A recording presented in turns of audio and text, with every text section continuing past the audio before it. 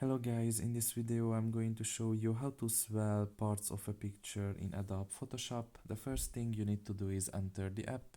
Once you are done with that and you are in the home page, you can just press on a picture, press on reshape down below and press on swell, and you can just simply um, put basically the circle in a zone of a picture, and you can just swipe to the left or to the right and you will be able to swell that zone.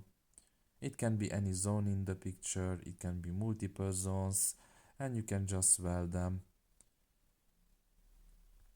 You can also do it with a brush, same thing. You can manage here the exact brush size,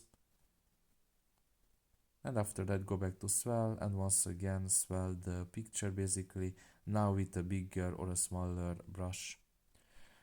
So that's pretty much it really. I hope this video was helpful to you. Thank you for listening and see you next time. Bye bye.